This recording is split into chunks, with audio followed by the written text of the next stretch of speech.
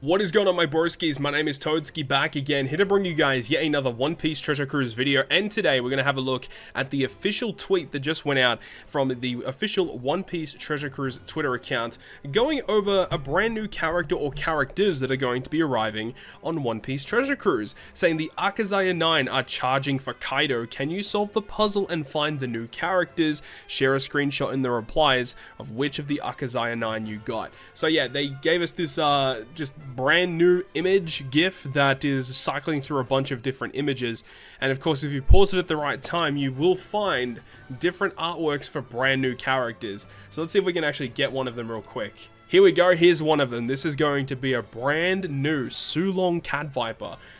I don't know how I feel about this, considering we just had Sulong Cat Viper at the start of February. Bit weird that we are getting yet another one. Obviously this is not going to be a legend, so keep that in mind. But yeah, Sulong Cat Viper is going to be another upcoming character. Now, another one of these units, if we can get it to pause at the right time, maybe. This one right here is going to be Okiku and Izo. So a lot of people have the ideology that this is going to be a brand new Sugo-Fest exclusive. I think this is a pretty fitting character for a Sugo-Fest exclusive character. And obviously the next big event to come out on One Piece Treasure Cruise is going to be the treasure map of March 2022. So we are expecting this to be a treasure map legend, Okiku and Izo.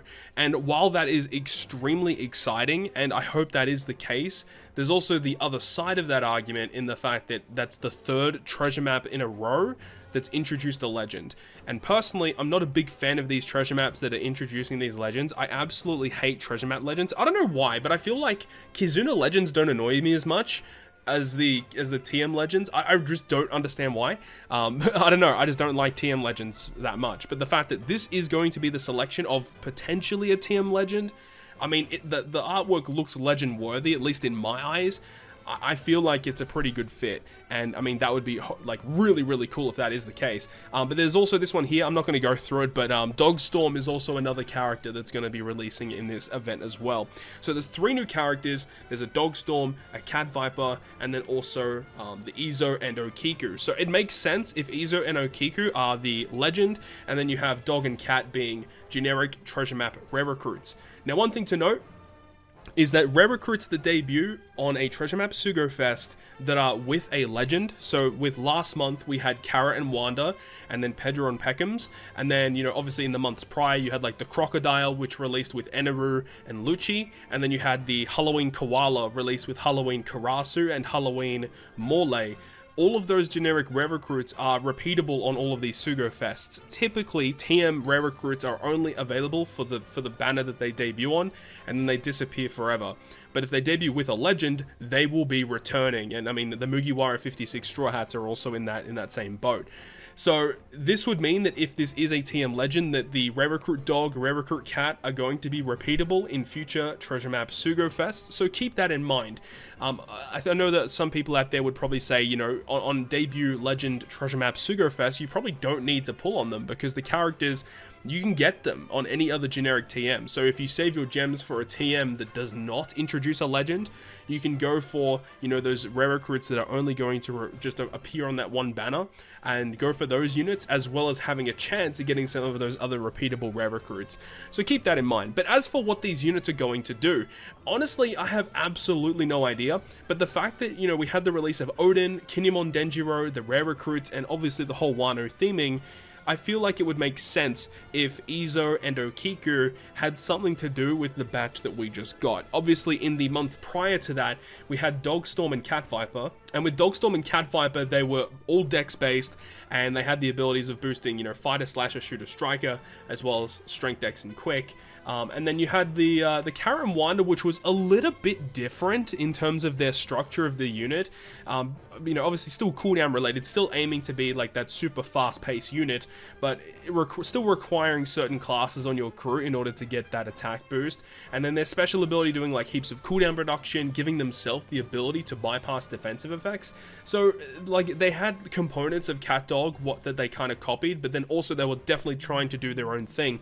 And I think that it would kind of make sense if this unit was in the same kind of boat, in being able to take components of Odin and Kinemon and Denjiro whilst also trying to do their own thing. And it would make sense if it is a dual unit, though I don't like dual units all that much, but I think it would be cool if, once again, we have something similar to Kinemon and Denjiro, in a way that maybe the switch effect has the resistance removal on the enemy. It would be cool if we have something similar to that here. Maybe it will add additional slasher resistance removal so that you can have Kinemon Denjiro as well as this unit on your team for additional resistance removal on the enemy. That would be pretty cool. You'll be able to stack that all together, which is really, really cool. But another thing that we have to talk about is the fact that it's going to be Izo. Now, Izo is a character that is known for shooting guns, so it would make sense if this is also a shooter captain, and that would be kind of cool if we get like a shooter slasher, or maybe they might not even add the shooter class to the character at all. Maybe it's going to be in their dual form a slasher and a free spirit character. Like Okiku could be slasher free spirit, and then Izo could be shooter free spirit, and then it could be a slasher free spirit combination unit. That could definitely be on the cards, but I think it would be cool if they opted to go down a shooter and a free spirit route, especially because we have this Rizo rare recruit who is also a shooter character, and his special ability does boost the slot effects and the attack of shooter and free spirit characters. So it does make sense that, you know, that we still could definitely potentially see a shooter themed character here, but I definitely agree to the fact that 100% this character has to be slasher focused in some capacity due to the rest of the batch.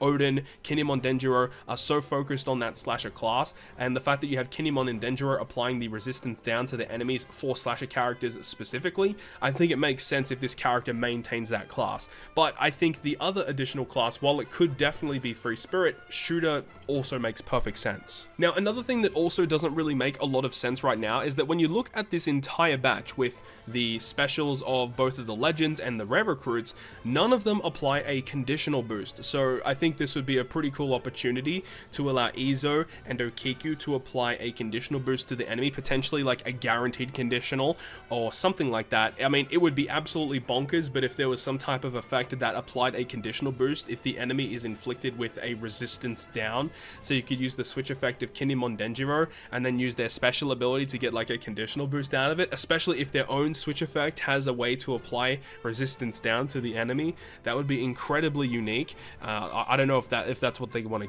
to go down that path or not, but I do like the fact that they are selecting Okiku and Izo as the characters here for the mainline Sugo-Fest. Sounds super exciting, but once again, it's a treasure map Sugo-Fest, so that obviously doesn't really get me that excited. And another thing as well is that what are they going to do in PvP? We saw with the Wanda and Carrot unit that came out, that unit in PvP is like not the best, but it's just interesting because they were so focused on the cerebral and slasher class, but while they do provide a little bit of buffs to both of those classes, the majority of the buffs are applied to one of those classes, and the same thing with the special ability that would give a heal to cerebral units.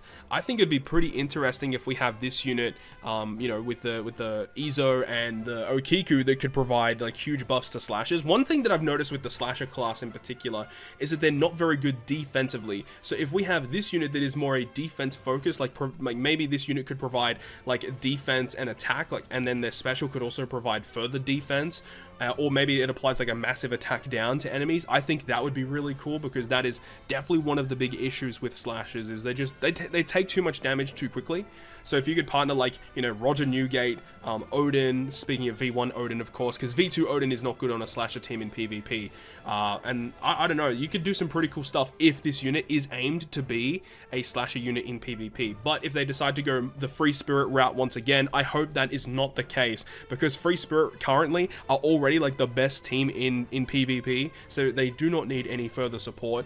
However, this could most definitely be another free spirit support. Hope it's not, and it could definitely still be shooter related too. And if it is shooter related, that would be way more exciting because shooters are not that good in regular play or in PvP either. So I think it would be nice if they get a little bit of a buff to some of the weaker classes in the game rather than completely dumping more on Free Spirit, which is already the best team in PvP. But that's my thoughts and opinions. Definitely let me know your opinions on the Izo and Okiku unit coming to One Piece Treasure Cruise down below in the comment section. This is extremely exciting stuff.